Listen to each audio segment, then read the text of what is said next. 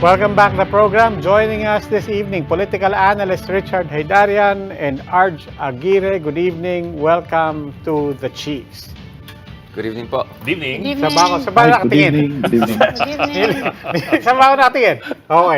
Okay, umpisa natin kay I'm Professor Aguirre. I hope you don't mind. Umpisa natin dito kay Richard Haydarian kasi may door prize kay dahil nandito kay. Yeah, that's Diba? sorry. Kailangan priority. So sa lahat ng guests sa Chiefs, priority yung nandito sa studio. Okay, umpisahan po natin. Yung unang tanong natin kay Mr. Haydarian. Ang aga-aga pa, ba't ka nagko-commission ng presidential survey? Well, sa game theory, may tinatawag na shadow of the future. Okay. No? Kasi kung yung expectations mo about the future shape yung calculations mo, alignments mo ngayon. So, kung isang tao ay considered as shoe-in to be the next president, yung kanyang power today at yung alignments ng mga ibang tao ay apektado dyan. But if you think that the field is open, may mga ibang karibal, then that actually mixes things up. So, very important ano mangyayari sa 2028 because for the first time, meron tayong isang situation na may tandem na very dominant yung performance. I think this was the only majoritarian tandem we have had in at this recent Philippine history, since mid-20th century. So after nung elections, especially because SARA mas malaki pa yung share niya kay di ba, Marcos? Yes. So lampas sa 60%. Yes. So she was considered as the shoe-in and that created its own political capital for her. But now, mukhang base dun sa mga ibang surveys, the field could be much more fluid and competitive. And mahalaga din because meron din ng expectations na baka itong UNITEAM ay hindi mag-last for long. Okay. If not, as early as now, we already see na may mga fault lines within the ruling coalition. Sige. So nakikita niyo naman pa bakit gusto namin si Mr. Haydarian. Dahil kahit anong tanong mo, papatulan niya. So just for the record, for everyone joining us, that's not a serious context. Hindi siya ang nag-survey ng SWS survey. Notwithstanding that, I mean, yung pinag-uusapan namin, is that good or bad? Isn't there such a thing as, number one ka nga, but it's way too early to be sticking your head up?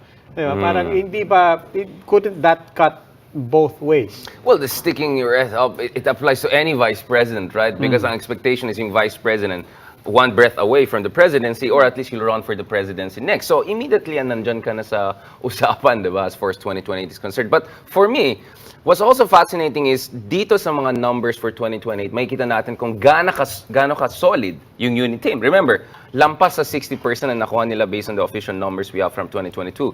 Pero kung titignan mo sino yung mga leading ngayon, we're looking at numbers which are much more historically familiar, 20+%.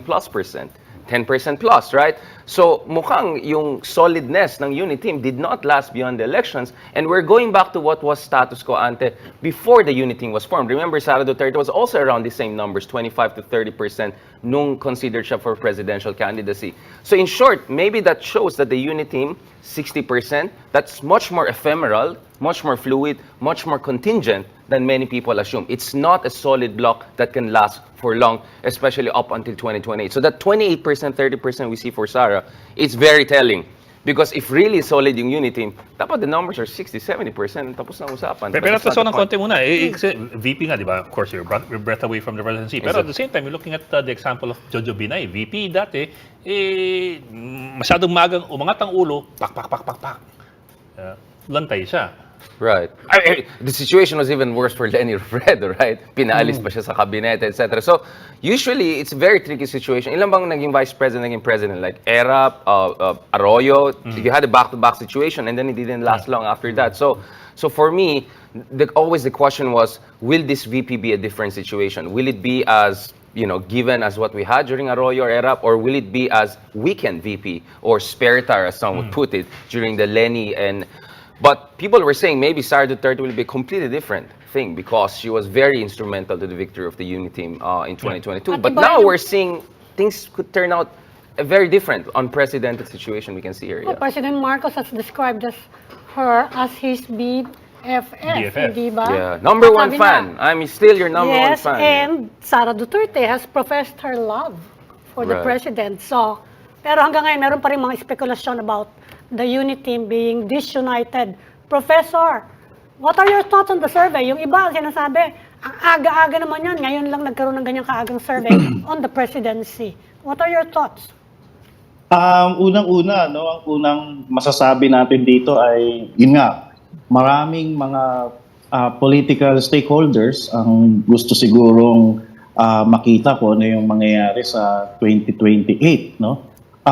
Tama si Prof. Richard kanina na maraming pwedeng mangyari sa sabihin nating panahon na kung saan nag-aantay ang mga political stakeholders. Merong mga alliances na bubuo, coalition na mababaklas, at nalalapit na nga yung midterm elections.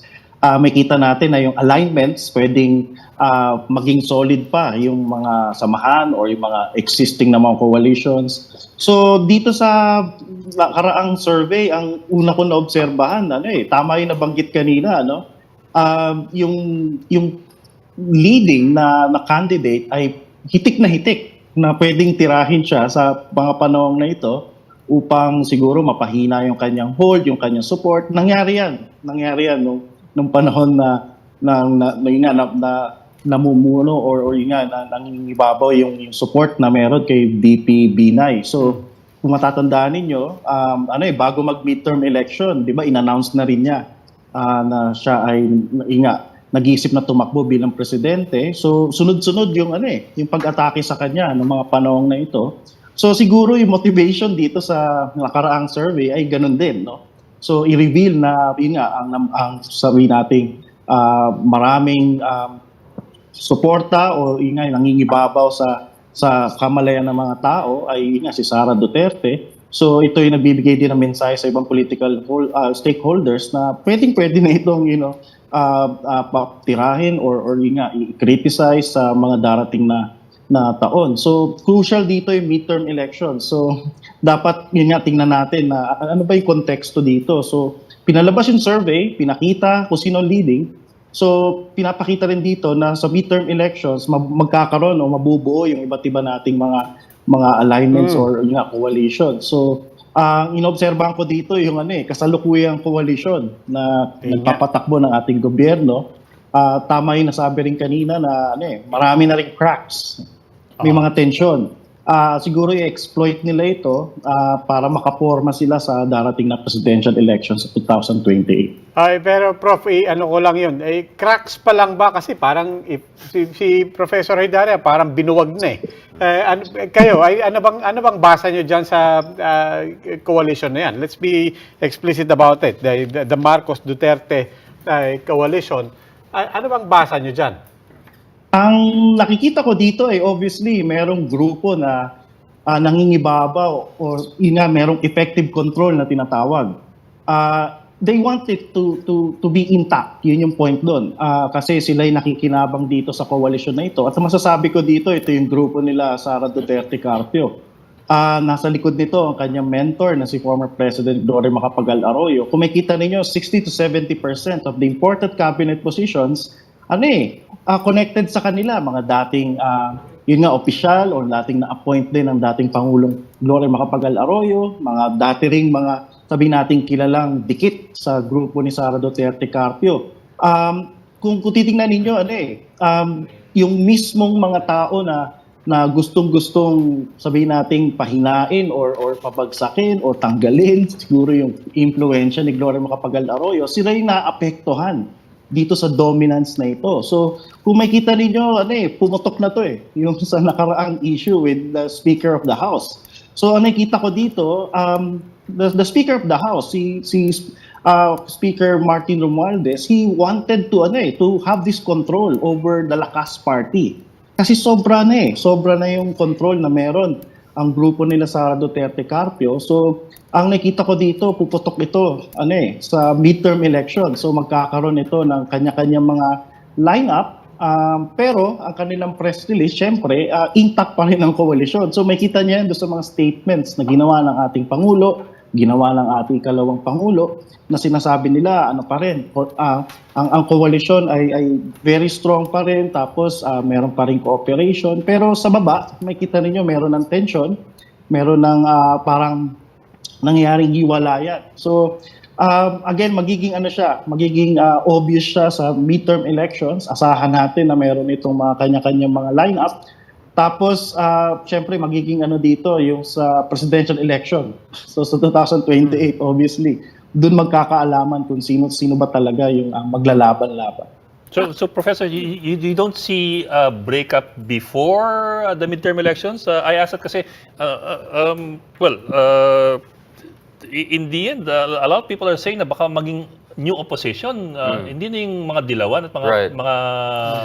mga pink Right.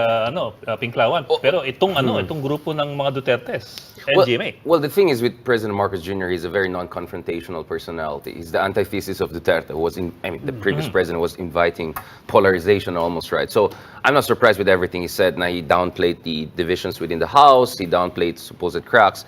But the reality is that regardless of what the president says, we see a lot of differences on core issues. Katulad ng mga isang sinulat ko recent for Nikkei Asia, the issue of China and issue of relations with the US is already becoming a really big divisive factor dun sa ruling coalition. Exactly. I mean, we know that a huge part potentially of the whole Deputy Speaker of the House drama was there are people who want to become the Speaker of the House to challenge Marcos' foreign policy. No, I mean, there are even crazier conspiracies I've heard.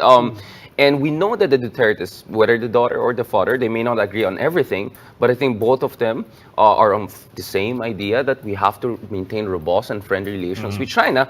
I'm not even talking about other core issues, like President Marcos Jr. is not as gung-ho on the drug war or even on the issue of crackdown on communist movement. So there are already many ideological differences between the House of Marcos and House of Duterte, which we were already discussing 2-3 years ago.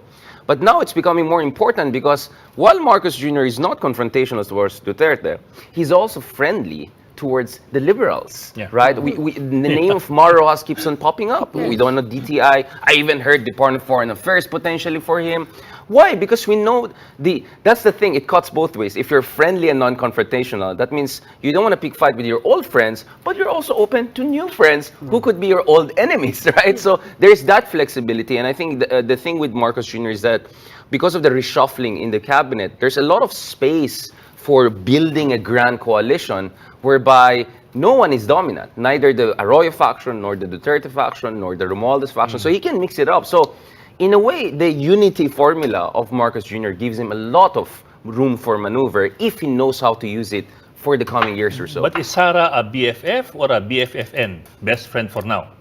Well, I think on the personal level, they're going to be friendly for the foreseeable future. But the thing is, you're talking about ruling coalition. You're talking about alignments. You're looking at actual policies. So whether I call you BFF or not, on policy questions, I'm not sure they're BFF.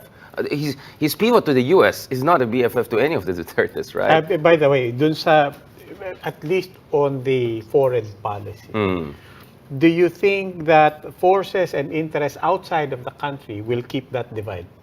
I think there are foreign powers who have a very clear interest of making sure that the ruling coalition is not solidly behind Marcos Jr.'s friendly relations with the U.S. The whole EDCA question, etc. So the reality is that the China question is dividing the Philippines anew. So in and other the division words, is within not. In other words, it's not just domestic politics. That will compel them to either make this a differentiator between us, or maybe we can come together. Robbie, the Philippines is at the front line of the proxy war between U.S. and China. Let's just be brutally honest about it.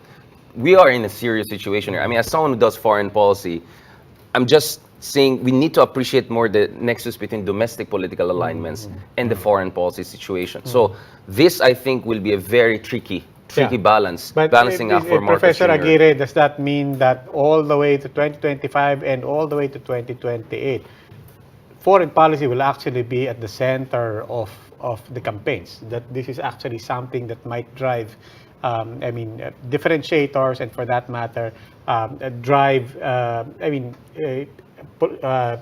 platforms of government that will actually be an issue for voters? I think so, given that for the past 6 years of the Duterte administration, many people really felt that our country became so close again with China. So again, that's number one. The Chinese question that was already mentioned by Professor Richard, it will become an issue for the midterm election and of course for the next presidential election. May ongoing tension sa international community ngayon involving Russia, tapos yung alignment din ng China sa issue na ito. Makikita ninyo na ang magiging sabi nating contentious issue sa kamalayan ng ating mga kababayan sa midterm election ay yun nga, will the Philippines stay as as sabi nating an ally of China, and of course sabi nating sympathizer dun sa nangyaring gulo sa Russia at sa Ukraine, or yun nga, magkakaroon tayo ng shift sa sabi natin pagbalik natin dun sa magandang relationship natin with the US. So I'm sure the political operators will use this for the midterm election as one of the issues na pwedeng ibato sa magiging sabi nating ticket ng administrasyon. Tapos yung mga magiging challenger, in-expect ko yung opposition na mag-emerge na ticket nila, I'm sure i-raise din nila yung issue nga ng foreign policy shift. You think top of mind sa Pilipino? I know that's what you were going to say. BFA? Of course, I doubt that foreign policy is going to be Yes, taught. I think Arjun is being just nice. He didn't want to contradict. But that's my point. Remember si Duterte, his Right. pivot to China. He retained his high popularity ratings throughout, kahit Ang taas ng distrust, distrust ng China is they were the most distrusted sa mga the point, malalaking the bansa. point is a bit more nuanced, right? So we saw the SWS and policy survey very clear. 8 or 9 out of 10 Filipinos wanted us to take a tougher stance on the West Philippines issue. We saw President Duterte, no matter how popular he was, he had to eventually retract some of his anti-American positioning. So while he was generically popular, he had to still respect the popular opinion on specific issues like the West Philippines issue. Now, yes, it doesn't make sense for any democracy to make a foreign policy issue center unless there's a war and peace situation. But the thing is, that's one of the few areas where the differentiation is very clear. Because while Marcos Jr. on the drug war issue, on the the red tagging issue, he's very nice, right? He never says I disagree with the former president. So he always tries to say there's a continuity, but there's an improvement. But really on the foreign policy issue, I think that's where the differentiation is much more clear. So if you're trying, not Marcos Jr., but if some of his empresarios want to position his faction against the Duterte faction, the China issue is going to be one of the issues they're going to raise. Di ba nagkakasaran lang yan? Kasi there was an indication from the statement of VP SARA, no, na yun na nga, ang nag-persuade daw sa kanya to slide down to the VP, si Aimee and not Speaker Romualdez. And meron daw siyang condition na sinet to slide down. And we're thinking, baka hindi ba yung one of the conditions is that GMA has to be the speaker, at kaya nagkaroon ng ganitong problema ngayon, si Speaker Martin, kasi talagang siya yung gusto ng pinsan niya. Well, she didn't get also the defense secretary She position. did get it, So I'm sure it's not one or two Yeah. conditions Yan alone. na nga, yan na nga. Hindi ba? And we know that Arroyo, President Arroyo has probably been the most influential Filipino political figure in terms of shaping our foreign policy. I interviewed her back in 2019. She said on the record, yes, President Duterte, his views is aligning with mine. She was supposed to be a secret weapon of President Marcos, etc. So the Arroyo factor is not just about domestic political coalition building. It's also about the China factor. It's also about foreign policy because President Arroyo has more experience in dealing with China than anyone else, right? Throughout 10 years of presidency, throughout shaping the foreign policy of Duterte, among others. So, yeah, I'm sure that SARA will. But I think the context of playing down the role of Romualdez was more the direct, yes. not really about the specifics of what was really the conditions for. The reality is that President Marcos Jr. after winning within a week or so made it very clear. Now I'm the president. Yes. Now I have the prerogative, and SARA Duterte had to respect that. Now, the question is, how long can this situation last if Marcos Jr. is not going to give some of the key things that they were asking for back in the day?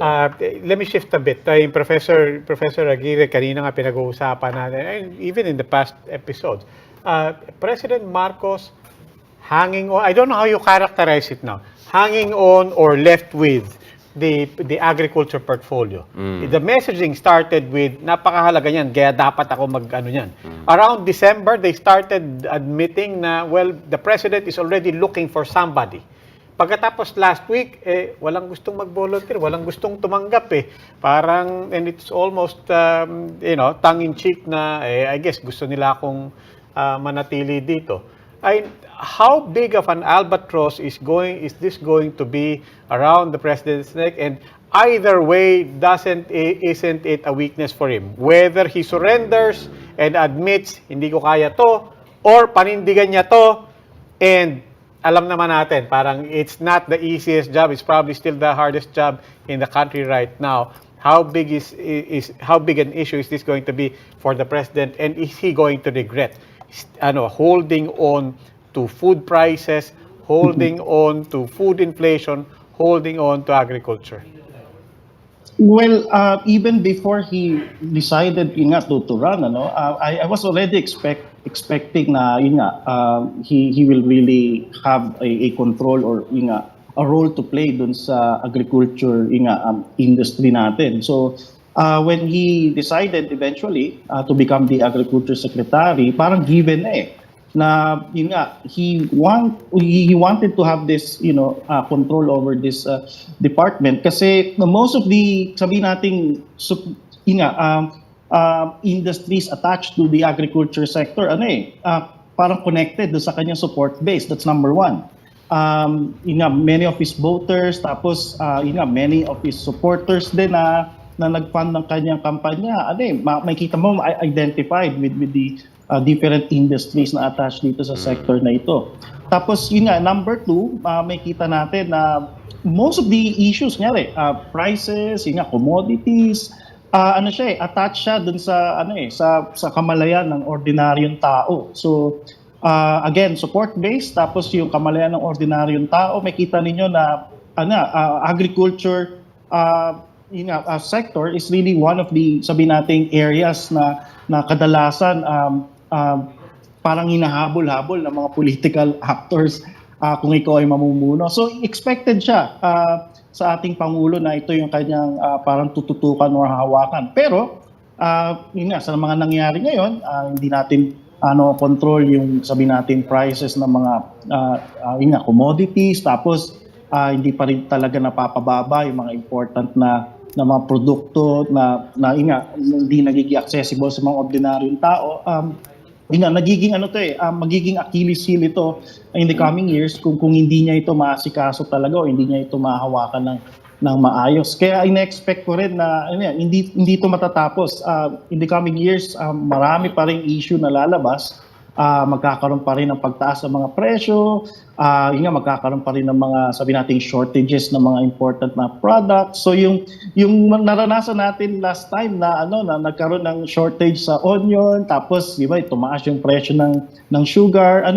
Magtutuloy-tuloy yan. In-expect ko in the coming years. Pero Prof, yung management or mismanagement or even lack of management sa issue ng agriculture, dumidikit ba siya doon sa Pangulo, concurrent Agriculture Secretary? Kasi, well, his ratings are still high, even though doon sa surveys, there's dissatisfaction on the way that inflation is being handled.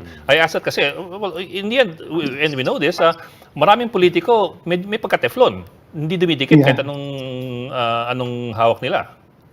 Surprisingly, the president was so effective in distancing himself dun sa mga nagpuputukan mga issue. Like for example, kung makita niyo, maraming mga sacrificial lambs na ang lumabas marami na silang pinaresign, marami na silang naakusahan na sabihin natin non-performing. Non-performing ng mga officials, pero the price nasa loob. Pero ibang the prices of commodities, that's something that we will continue to ask. We just need to take a short break. Keep it here on One News.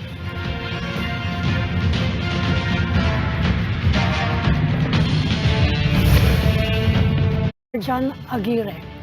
Balikan, well, we took off from, mukhang sinabi ni President Marcos we will have to put up with him for some time. No? Sabi niya, he wants systems in place first. Yung systems na yun, medyo komplikado. Parang 20 pesos per kilo rice yun Well, I mean, diba? right. No, he wants food security, he wants stable prices, he wants decent earnings for the farmers. Matinding aspirations yun. Before he leaves the post, that's what he said. Right. So we might have him as Agriculture Secretary all the way to 2028. What do you think will be the impact of that? My thing is, if you look at both Duterte and Marcos, their number one strategy is to present themselves as what you can call developmental leaders, right? Na ang daming kapalpakan ng mga dating administration, you need me to really work this through. And because I'm working from not even 0, -10, kung may mga kapalpakan mangyari, hindi ko kasalanan yan.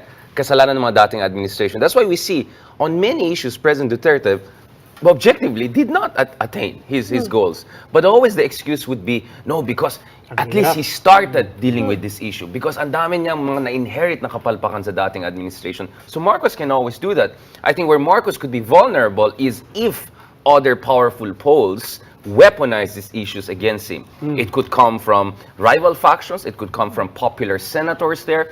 But so far, I don't see that. That's why I think President Marcos Jr. can continue to make this rhetoric, this developmental rhetoric. You don't see that, or Because the opposition is not exactly. there. Ayun nga yung point ko. You don't see that, or you don't see an opposition. I just don't think the opposition line is resonating as much because where does the opposition come from? It's attached to the administrations that are being blamed as the root of the problem. So whenever the opposition comes to, anong ginawa ni Aquino? Anong ginawa ni Ramos, right? And whether you agree or not with the factuality of that argument, it's that argument sells. So that kind of demobilizes Hindi, but the what's opposition. the opposition? Ayun nga, parang, you said the opposition. What's the opposition line?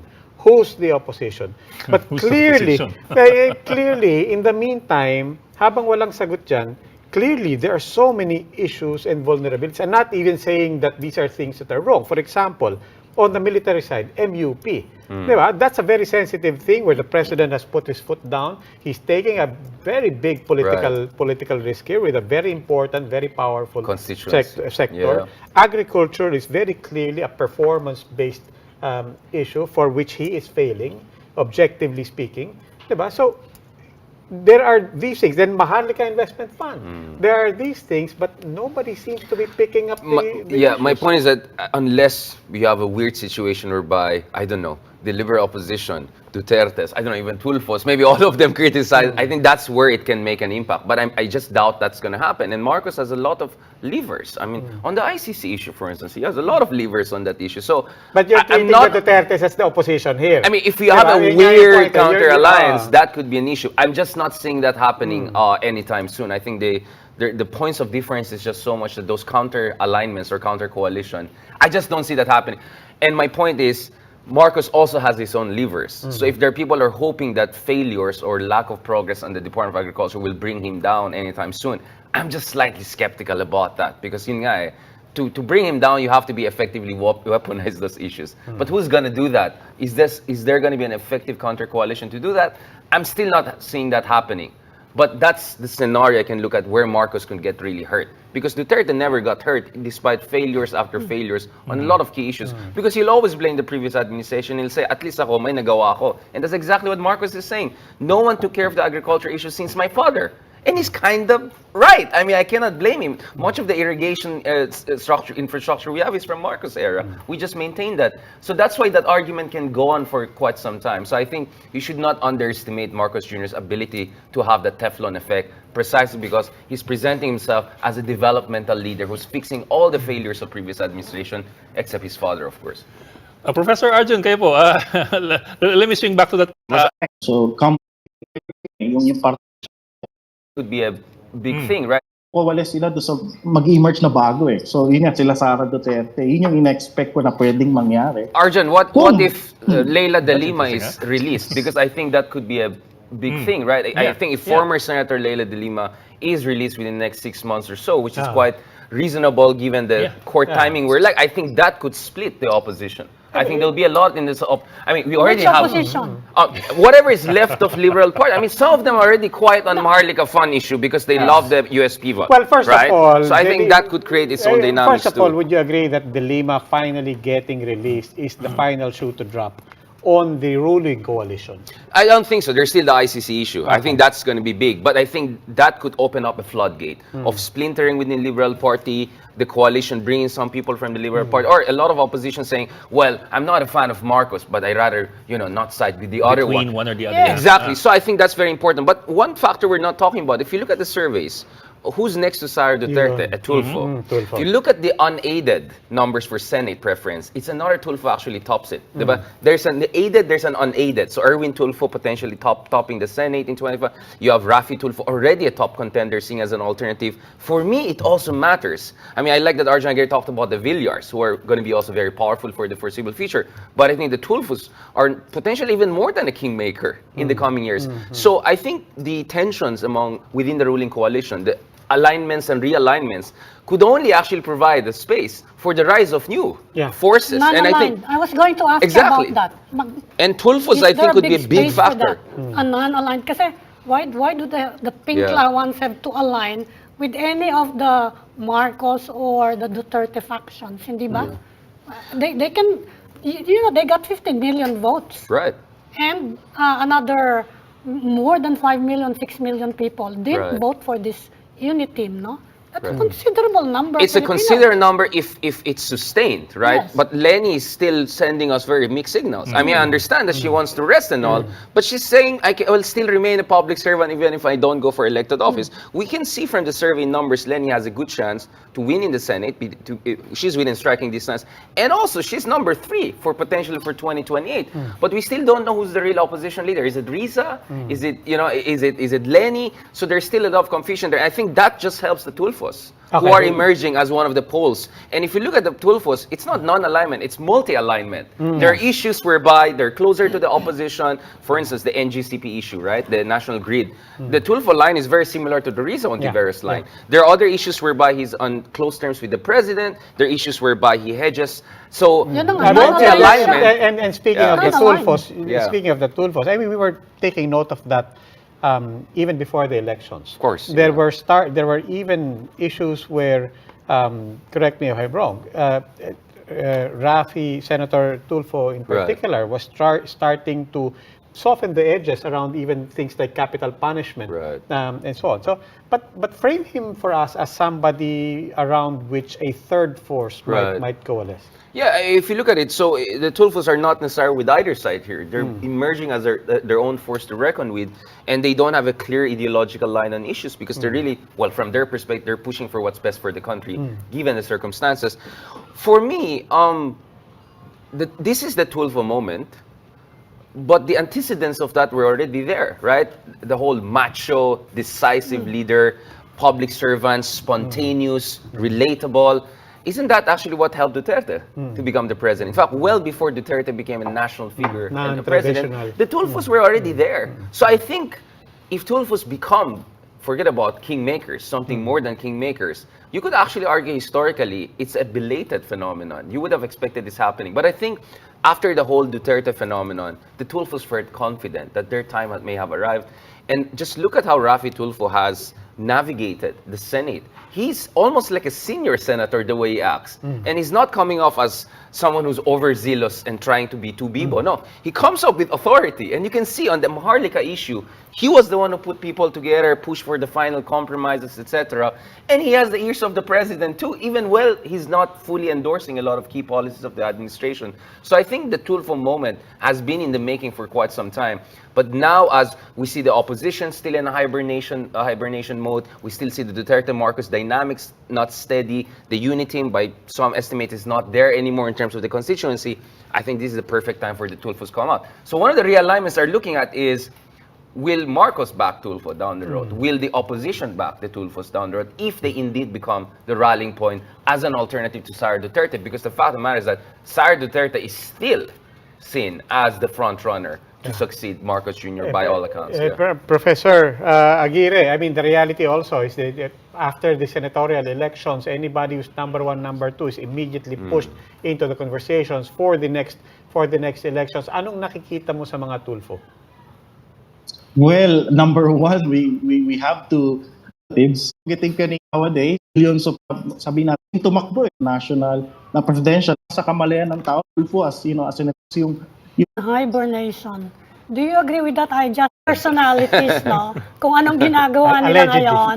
Anong ginagawa nila ngayon. Do you actually see them regrouping or reorganizing or preparing in earnest for 2025, which is really so close Ay, already? bagitin lang natin Senator Drilon just the other day was here and he was saying, I mean, he said, one of the first things we have to do and that we are doing, sabi niya, the opposition is reorganizing their social media strategy and infrastructure. That's one of the things he said, yeah. Kaya nga, tatanungin namin kayo, Professor, are you saying that, are they in hibernation or are they preparing in earnest? Well, I can say that, based on my observation of various political groups that used to be part of yung coalition na binuo ni Vice President Leni Robredo na very busy sila in, sabihin natin recruitment, constituency building.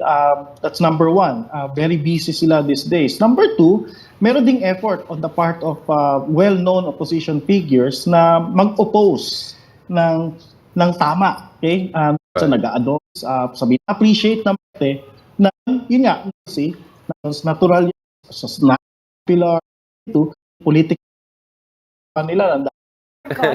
Yes. Unfortunately, we all know that the opposition politicians na disseminate sila kumbaga naubos sila this past elections at yun nga kung makita niyo dadalawa na lang sila sa Senate na opposition tapos sa House naman nandun lang yung Makabayan Bloc tapos sila Congressman Edsel Lagman may mga ibang liberal party pa nga na pumupwesto sa majority so naubos sila kung tutusin. At yun nga, sana sundot sila, calculative na rin. Being more calculative, as you said, that's inevitable. They have to be more pragmatic as well. Not just for the elections, but even for the survival of the party even. Diba? Yeah. I mean, what's a path for, let's say, the Liberal Party? Right. Diba? What's a path for them to start, building coalitions with non-liberals that at the same time they can still live with themselves, but at the same time they can start to have a wider, more meaningful base again. My thing is, let me just qualify the hibernation mode because it might be misinterpreted as me being dismissive towards them. I completely agree with Arjun. He knows way better than me in terms of internal conversations, in terms of efforts here and there. What I'm saying is, medyo malayo pa dun sa kailangan for them to meet the threshold of functionality. Like we see, for instance, speaking of ad hominem, we saw a lot of ad hominem cartoons, sino mga behind this, against the president when the Maharlika Fund issue. A lot of criticism against Maharlika Fund is ad hominem attack against the Marcos family. Even if this may be based on factuality, politically, I don't think it's very helpful. Literally, we can talk about cartoons made about this. Second, the Leni wishy-washiness, I understand that from a I need to take care of myself point of view. But for instance, I don't see rallying behind Rizzo Ontiveros. Go on Twitter, post something about Leni. The level of reaction is immense, whether critical or supportive or somewhere in between. Post something about Rizzo Ontiveros, it's not even close, right? I can say it as someone who's very active online, sometimes more active than I should be, right? So, so we saw the passing down of the batons a year ago, but there's no follow through. Exactly. So I just don't think Rizzo Ontiveros is getting the kind of love and support that she should get as the sole, really legitimate, full-fledged opposition, right? Because Rafi Tulfo never presents himself as an opposition. He presents himself as an independent senator, right? But Rizzo is, right? So when I say hibernation, I'm looking at that. Again, look at Liberal Party. Who are the leadership of Liberal Party? Some would say changes were made, but some would say it's kind of a reshuffling. Variation on a theme, some would even say, right? So when I look at a lot of these indicators, I see an effort, but is it anywhere close to the threshold whereby they can be a decisive force for 2025? I'm a bit skeptical. Maybe I don't know as much. Maybe Arjun knows more than me. But for me, on the outside, looking at popular sentiments, hindi siya malapit eh. But I completely agree what you mentioned a while ago. Leni won more than 15 million votes. That is more than enough. President Duterte got 16 million votes to be a president. Aquino, much closer to that number. And I said, it doesn't look like the 60% thing will happen again because now SARA is down to 20. So actually, Leni's competitive, or potentially Riza could be competitive. But there's not much, I just feel, alignment and preparation and all. Because we know in the US and other democracies, once the opposition is devastated in an election, they plan for the next 10 years. We saw that in Georgia, for instance. I just don't see that spirit there. And I don't see, for instance, the pink movement, which was super Bibo, had so much potential. When was the last time we see so many people on the streets paying from their own pockets, voluntarism level, and then we saw no falling off of that? Like what would it take for the opposition to do a kind of anniversary of what happened last year without being politically threatening, just to retain solidarity, etc. Sir, absolutely right. I just don't see enough effort to translate that 15 million into a long-term movement that can put the opposition on a really competitive track for 2025 and 2028. I'm just not seeing yet. And you will assume Angat Buhay is a genuine, sincere attempt to just be this, and it is not a political vehicle down the line. I don't want to get into trouble. I said something about Angat Buhay.